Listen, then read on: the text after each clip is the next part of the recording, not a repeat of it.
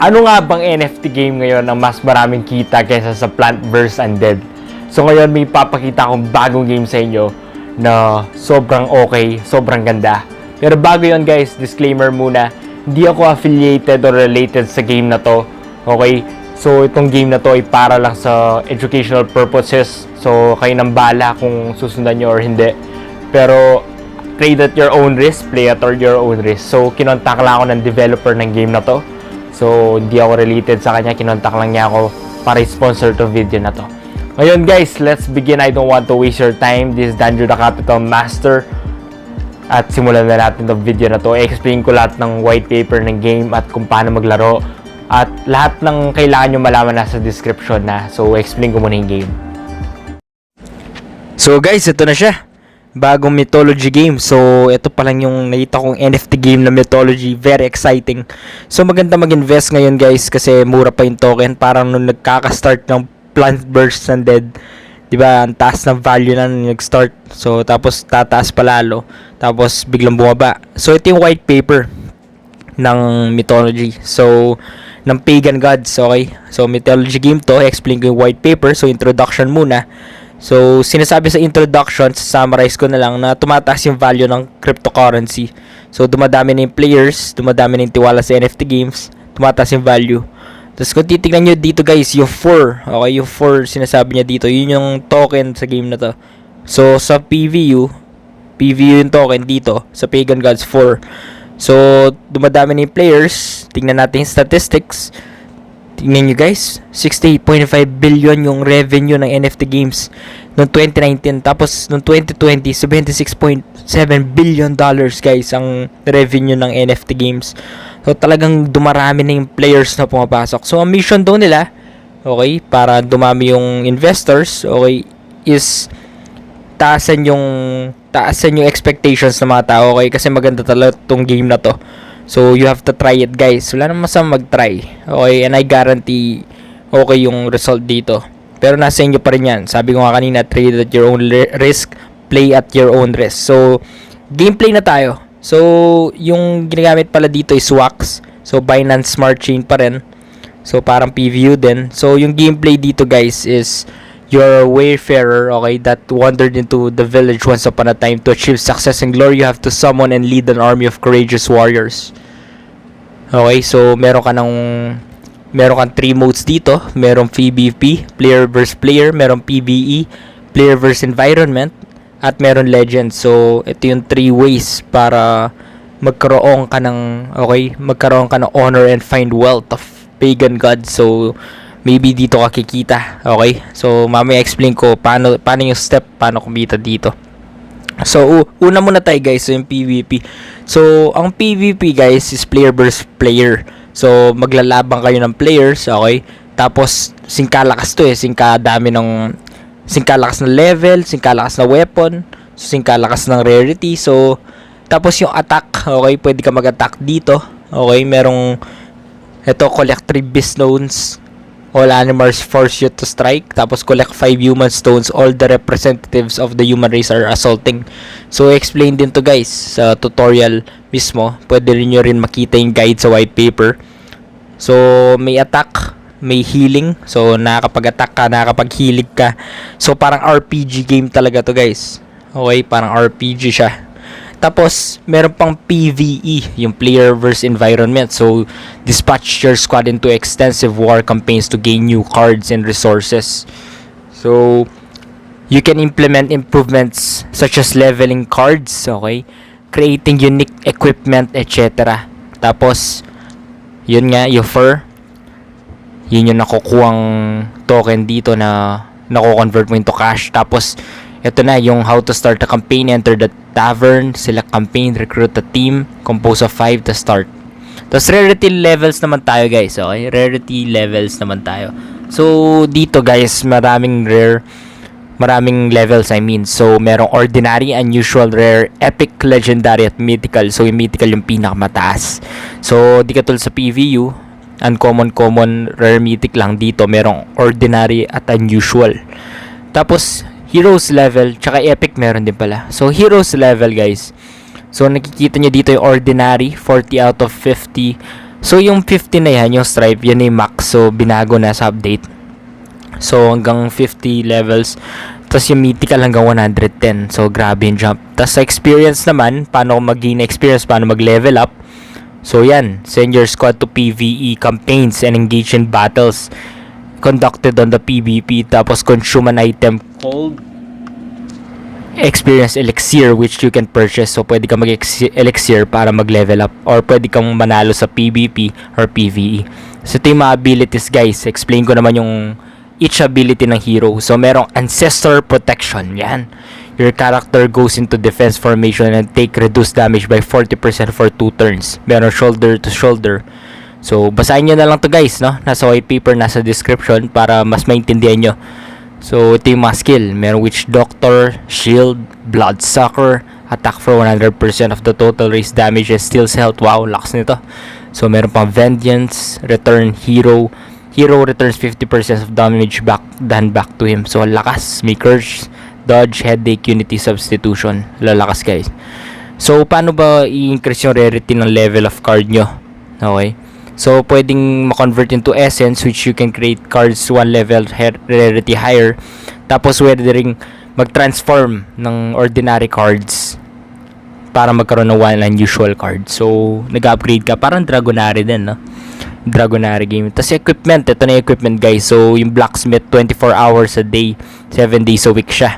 So, pwede kang may 2 types. May armor, may weapon. Okay? Pwede kang bumili doon. Tapos pwede ka rin mag-upgrade. So more importantly, para ma-increase yung durability sa habang battle, is kailangan lagi kang naka-eye sa armor. Okay? Tapos laging naka-sharpen yung sword. So pinile-level mo yung armor tsaka yung sword mo. Okay? Tapos yung in-game currency. So dito na tayo. Yung mga nagtatanong ano ba yung in-game currency dito. So for tokens. So USDT siya. Ito yung maganda, guys. USDT siya. Di siya BNB. So hindi katulad kasi ng BNB, sobrang volatile na market. Sa USDT, halos stable. So hindi ka masyadong problema kung kinonvert mo na siya into USDT. Kasi after mo ma-withdraw yung cash mo, hindi ka agad mapapa-withdraw. Hindi katulad ng BNB, very volatile. Hindi mo alam mamaya minus 20% na 10%. So what you do with fur? Okay?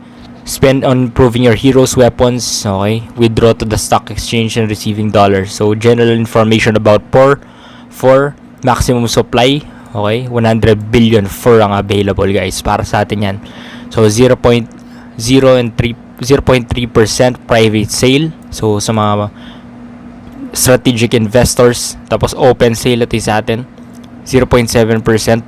Tapos marketing, tapos development, tapos 97.9% rewards. So ito lahat ng makukuha natin sa reward pool, completing a task or winning personal fights. So ito yung tokenomics. Every day, certain percentage of the remaining pool of rewards will be distributed in the game. Depends on how many active users were in the game before. So, ito lahat na rewards, guys. Just imagine that. Dami.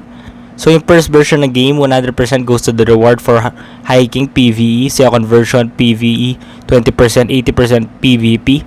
Tapos, third version, 10% PvE, 75% PvP, 15% Legends. So, dumadami talaga yung earning potential ng game na to. Grabe, guys, ang dami na. So, PvE award distribution. So, N equals X over U.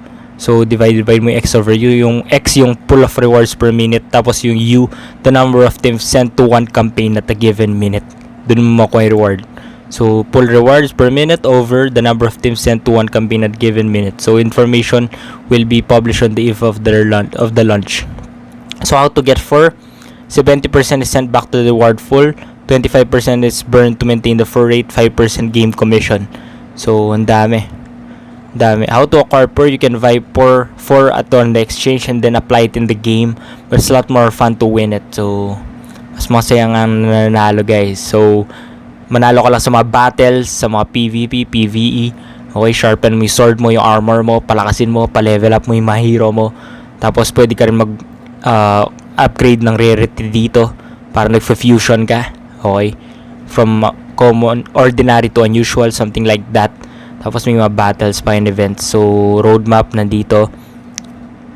Tapos na tayo dyan. So public IDO na. IDO is initial dex offering. So ibig sabihin nito parang IPO sa stock. So bago pa lang. Habang mura, bili na kayo guys. So ito naman tayo. So easy start guide. Okay, so ito na yung simple start algorithm. Download nyo lang yung app, enter application, okay, authenticator, tapos sundan nyo lang to guys, nasa description na lahat, okay, para madali nyo malaro yung game. So how to play, okay, nandito na guys. So actually, ang masasabi ko lang sa game na to is very exciting siya. Okay, very exciting siya.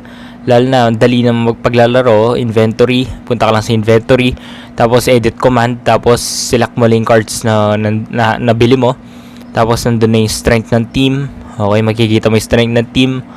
Tapos makikita mo sa tavern yung campaign. Okay.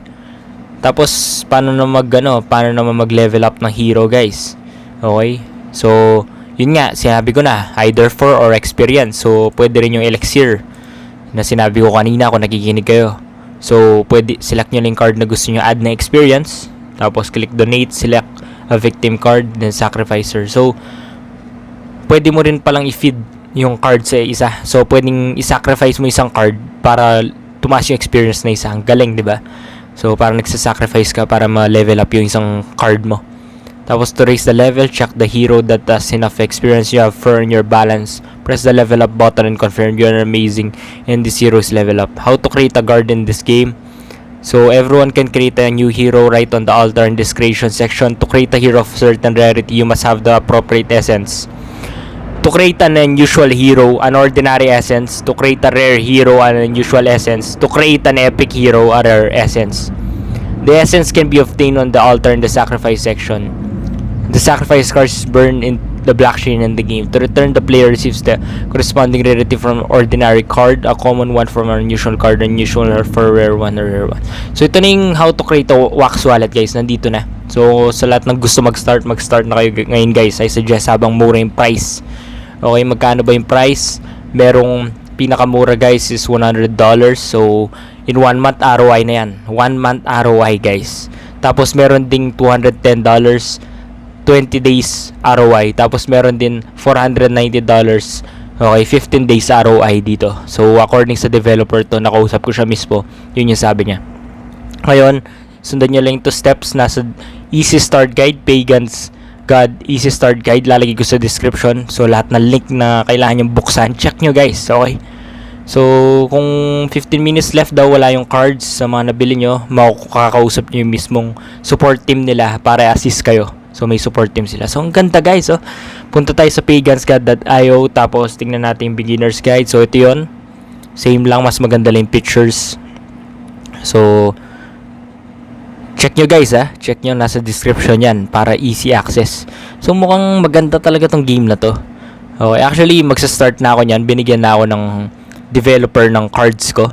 Okay, so tingnan natin kung paano yung gameplay talaga. Na-check ko na yung teaser niya eh. So yung teaser version pina-check sa akin. Ang ganda niya. Pero di ko pa na-check yung mismong game talaga, yung PvP, PvE, tsaka yung campaign. So tignan natin guys, mukhang exciting. So that's it guys. Tignan natin ngayon yung ito, sign in to start playing. So pagpunta kayo sa website nila, sign in lang kayo. Download nyo pala yung app sa Google Play Store meron yan, or App Store. So start your own collection, makakabili na kayo dito. Okay, nang gusto nyong basta mag-sign in lang kayo. Download nyo yung app sa Google Play Store. Tapos ito yung roadmap. So quarter 4 malalunch yung game. Quarter 4 2021 malalunch yung game. Very exciting. Kinaabangan talaga. Mythology game guys. Saan kayo makikita ng mythology game ngayon? Napaka-rare. Pinaka-last ko na laro, Age of Mythology. Sobrang ganda pa. Pero to NFT, kikita ka pa. So ito nga, nandito na lahat. What do I need to fight? Etc. Lahat ng kailangan nyo malaman guys, nandito na. So makikita nyo pa dito yung PvE battle. Okay, what do I need to fight? What are the recommended PvE campaigns? Okay, what are the recommended PvE strengths, I mean. So nandito na. Lahat nasa description guys. Tapos kung gusto nyo palang kontakan sa Discord nila, makikita nyo description below. Lahat nandyan na. Telegram nila, Discord. Makakausap nyo yung support team nila. At makaka-join din kayo sa official group ng Pagan Gods. Kasi talaga marami na nag-invest dito. Kasi alam nila yung potential ng game. So that's it guys. So ito yung reward na ma-distribute. Okay, re-receive nyo per player. So make sure you guys share this to your friends, to the people you trust and want to invest in. So like, subscribe this video. Don't forget to like, subscribe guys, and sana mag-invest na kayo ngayon kasi okay itong game na to. Very worth it. Tapos ito yung mga strengths, yung pause. So yung pause, parang yung pause yun yung ko-convert mo into fur. Tapos yung fur, yung parang ko-convert mo ng USDT.